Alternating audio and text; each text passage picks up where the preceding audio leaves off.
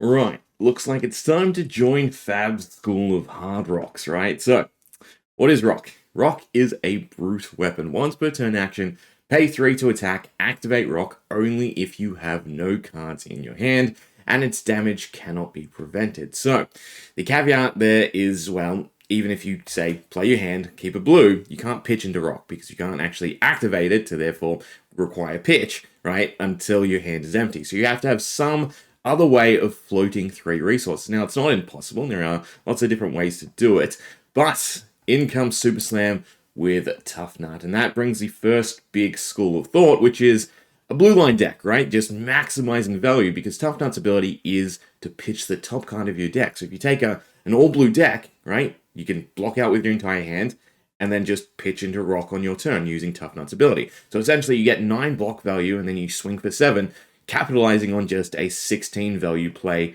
every single time. And that does sound very intriguing, but there are obviously some issues with it, right? For instance, in Arcane, you're going to have a tough time emptying your hand, so you need, in a sense, some playable blues as well, unless your opponent just goes really, really wide with Arcane, but that might not always be the case. You also have the other issue where, yes, you have 9 points of block value, but it's most likely 3 cards, right? Meaning that your opponent presents 2 4s, right? So 8 less than 9, but most likely you're blocking 6 and a 3 and still taking the chip damage, right? So yeah, it is definitely a great starting point, and we're looking very hopeful to see what ends up being brought with Super Slam. And I really hope, like, LSS has released their own article about the rock, right? So I'm really hoping it ends up as signature weapon, because it just seems really fitting, right? And I can't quite imagine them coming up with something more just exemplary. But at the same time, the rock is from Dynasty, so it's a little bit awkward, but you know, it could find its way to the Colosseum. But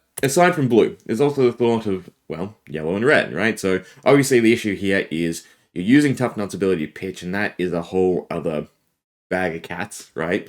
So if you hit a red, you're only pitching 1 red resource, which makes it really difficult. You pitch a yellow, you're pitching 2, so both can't actually cover the cost of rock by themselves. But yellow does get a little bit more intriguing. Now, for comparison's sake, let's take rock and compare it to a decimated great axe, right? So decimated great axe warrior, it's a 3-cost swing for 4, and the first time this is defended by non-equipment cards each turn, halve the base defense of that target defending card round up. So it's essentially a 3 for 5 if your opponent blocks out, right? Which is definitely really good, right? Plus it's in a class that, you know, thrives on attack reactions for weapons. There's some other axe energy as well, and then the fact that your hand doesn't have to be empty when you swing with it, right? So by all means, the Decimated Great Axe is significantly better than rock to me, but it's whether or not that whole series of events you have to go through to be able to swing is worth that extra 3, plus the damage can't be prevented. Now, at my local armory, there is, I'm sure, one Prism player that is going to just absolutely get rock rolled, right, by all the brute fanatics trying to make this work, right? And I'll probably take a swing at it as well. So that'll definitely be a fun case, right? Because against ward, it just cleans up. But yeah, it is an okay weapon, right? I'd almost go borderlines understated unless we get a lot of that value back through some other means. Now, when it comes to Tuffnut, so instant tap, pitch the top card of your deck. If it has 6 or more power, the crowd cheers you, and whenever the crowd cheers you, you get to create a toughness token. We still don't know what a toughness token is, but inherently speaking, 3 intellect and pitching the top card of your deck is horrendous, right? It takes out a lot of agency, and in a game like Fab, that is horrid, right? So you don't know what you're pitching. So again, if we're not taking just blues, it gets a little bit rough. Secondly, you can't use Tuffnut's ability, then play out your hand, and then go into rock, right? Because the resources are most likely going to be spent. You can't try and float anything else unless you have, you know, all 0-cost cards. So it is very, very awkward, because the steps in play is you have to clear your hand, Tuffnut, and then rock, most likely. Now, there are some other benefits of this playstyle, right? For instance, you take cards like Pummel or Arsenal Disruption out of play, right? Because unless you go with some other convoluted method to stash guard in your arsenal, you're never going to have an arsenal card as Tuffnut, right? Secondly, again, if your whole objective is to empty your hand, you're either just spewing all your cards forth, right, preemptively for a Pummel, or, again, Pummel hits and it's not that big of a deal because it's helping you along, right? So, yeah, it does have its benefits. Now, going back to taking blues. So, big issue here is Tuffnut's other mechanic, which is most likely to make up for the fact of that 3 intellect, that loss of agency by pitching the top card of your deck, and that is to hit 6s with it, right? Now, the only blue 6 you can take currently is Revered, and I cannot see them printing a whole bunch of blue 6s in Super Slam either, maybe 1 or 2, right? But again, for every other brute, that just throws off the dynamic immensely. So I cannot see them just printing a whole bunch to make Tuffnut successful, unless it's something like, if the crowd has cheered you this turn, this has +1, right? Or this has, enough to get it to 6. Now, that's still a little bit awkward because you need to get the crowd cheers trigger first before you then use Tuffnut's ability to pitch. But the whole idea here to me is that Toughness has to really make up for that loss of intellect and agency, so it has to be worth, somewhere between 2 to 3 points of block, right? So the other line of thought to me there is we really want to capitalize on being able to get Toughness. That's where yellow gets thrown into the mix, and I think yellow is a better baseline for Tuffnut overall. Right, so currently we do have one really good Revered card, right? So the new talent, and that is Crowd Goes Wild. If you've been cheered this turn, this costs 3 less to play. So nice 0 for 6. I can imagine, a Scab Skin's turn where you do get the double action point. You go Crowd Goes Wild, right? Into pitch off the top of your deck, maybe hit it, maybe fix it up with a Tunic, and then go into your Rock, and that is a fantastic 13 value, right? And then you also just have other handy cards like Agile Wind Up, the Might Wind Up, right, where you can discard them at your own call. We do start to lose a little bit of that block value, but generally speaking, I think the flexibility in plays, and you teeter back and forth between under that's average 16 value, and above that 16 value is what you really want, right? Because you need that surge to really start getting the game across and take the advantage from your opponent.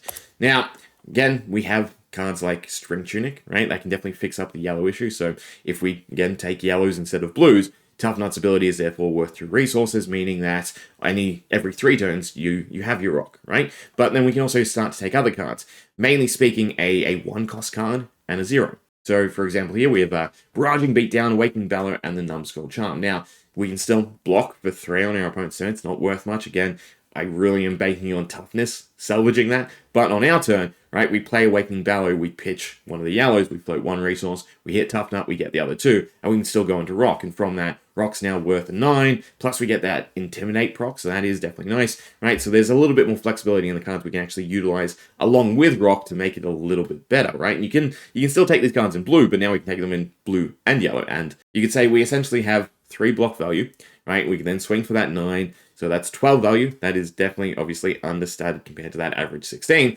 And then we get the Intimidate proc. Now, I think Intimidate is definitely a worthy cause until we see something else in Super Slam, because essentially Rock is enough damage where your opponent has to deal with it, right? They have to block, they have to use cards. So landing the Intimidates and basically completely messing up their turn because you intimidate something they designate to block, right? And then they have to give a different card, right? A card that they want to play on their turn. I think there's actually a decent amount of value there, worth, again, going under that 16 rate. So, yeah, I do like yellow, and we can have that stronger turn as well. And obviously, it's a little high rolly, but we could double Barraging Beatdown for a +5, allowing us to swing for 12, get that double Intimidate. And overall, the objective there is to just get a little bit of damage, but also mess with your opponent's hand, because if they have 2 cards left in their hand now from the double Intimidate, then you're probably still getting that chip damage across. Granted, they have a lot more agency to be able to arsenal, right, and basically take a stall turn, and then have a 5-card turn to deal with Rock, and then present something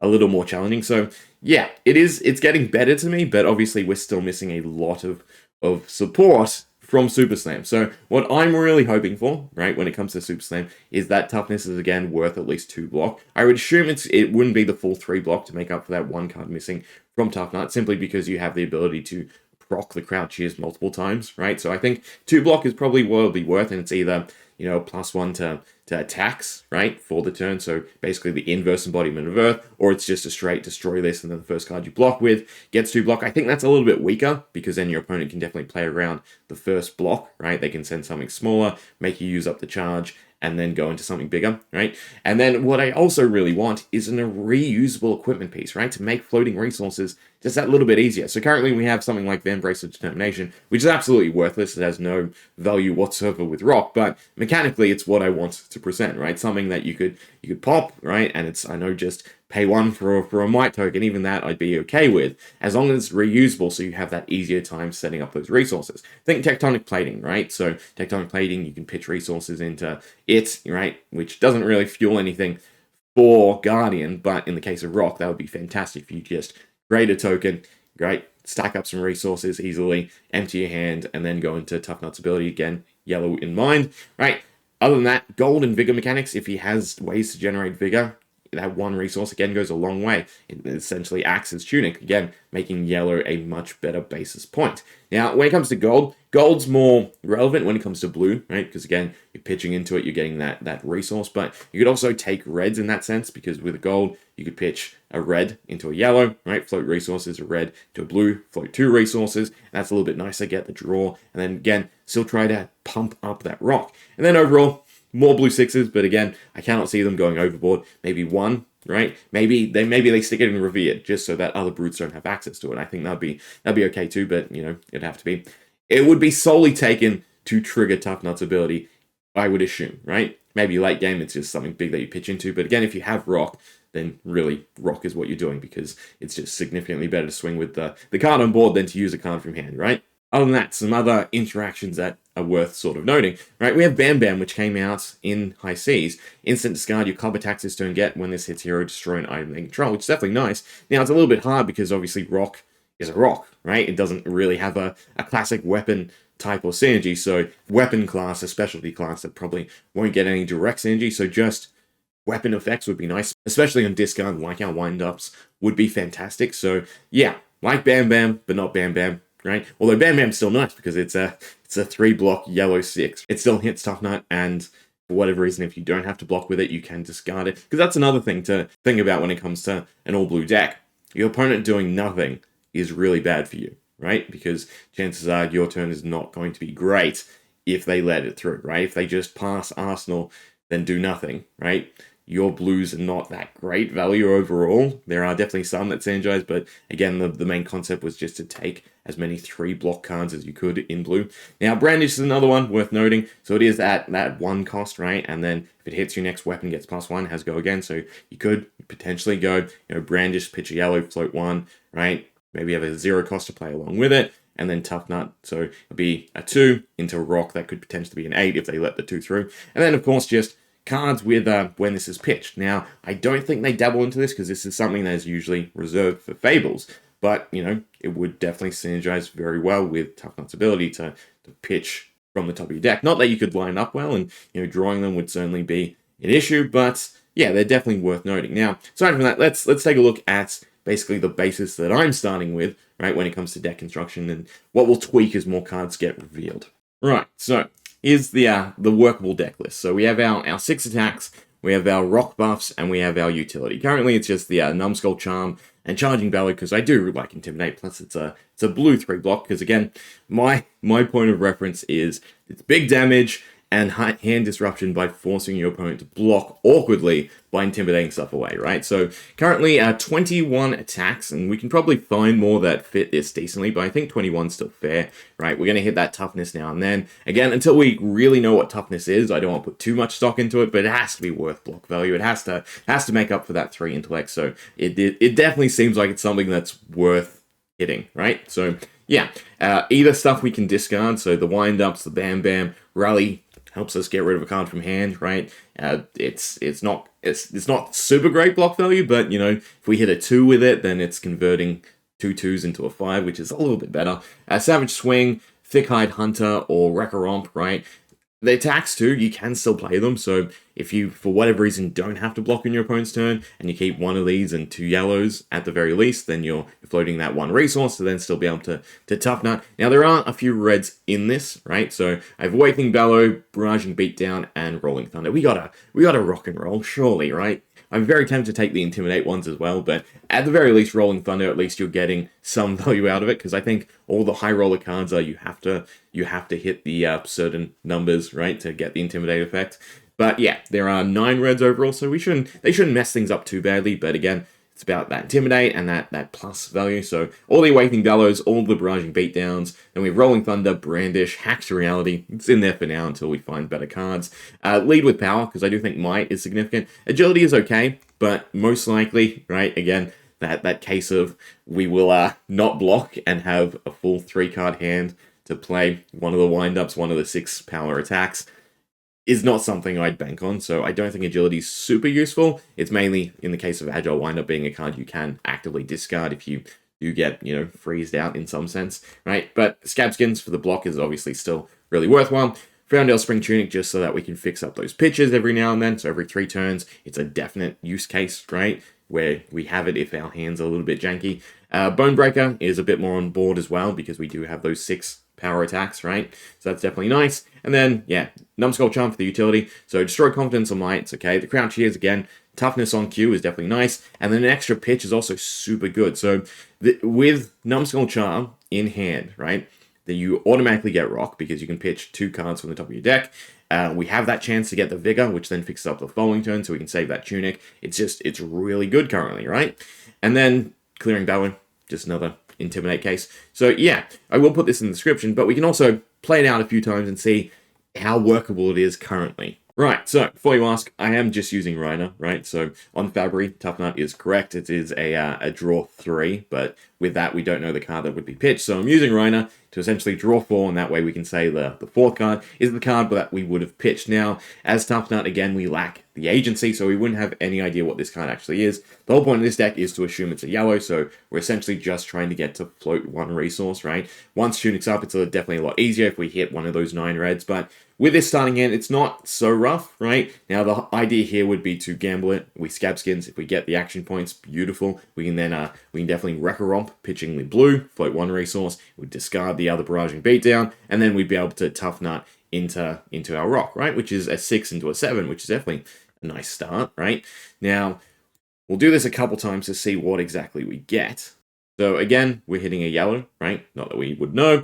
And then we have 2 1 costs and a 0. So again, if we don't have to block, this is nice and easy. We get to play both, right? So it'd be a Barraging Beatdown into either, right? Because then we float 1. He'd probably play around the red with his hand, so we'd play the Hack to Reality, pitch the lead, the charge. That way we're floating 2 resources. And then Rock would be coming in for 12, Intimidate 1, right? Which is, seems solid enough, but again, most likely we are blocking a little bit, so we'd probably block with the 3, some equipment, right, and then be able to send a 9 rock, right, which is still solid. It does lose a little bit of its edge when we hit 9, because then there's no breakpoint around it, right, but still it's forcing your opponent to lose cards from hand, and then eventually the chip damage will start to get across, although we will also run out of equipment, right.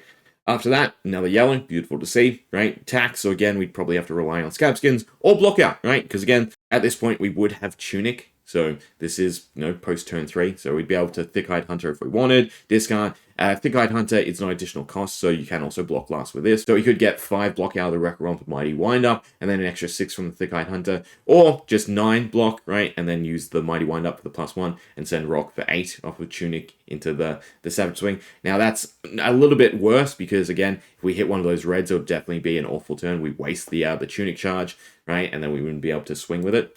Now, this is definitely an awkward hand, because we have no 1 cost, or a 2 cost attack. So we would definitely have to have Tunic up to make this work.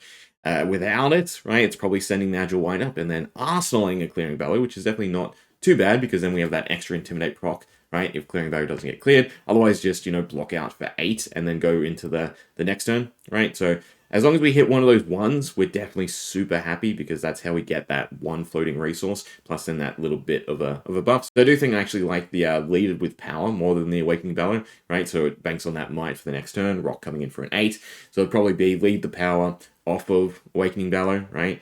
Numbskull Charm if we haven't blocked, otherwise block with the Awakening Bellow, and then Numbskull Charm for the Lead Power, float 1 into Rally. But the point is, yellow is workable. Yellow is definitely workable.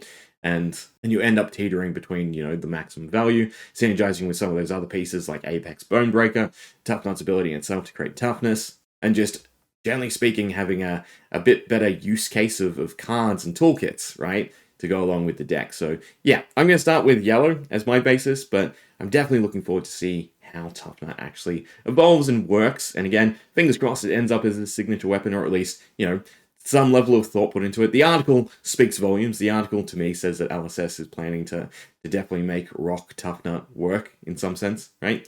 Anyway, hope you enjoyed. Let me know what you think, right? Who are you excited to play with Sloop Slam? Because I know, to me, Rathe and Tuffnut, right? They're the standout two currently, just for the gimmickiness, right? I'll also be all aboard on Playtesting, right? If the Aura of Suspense doesn't end up working how I think it might, right? Where, again, you control when the Guardian Aura is popped, because that would definitely be cool to stack them all up. Anyway, hope you enjoyed. See ya.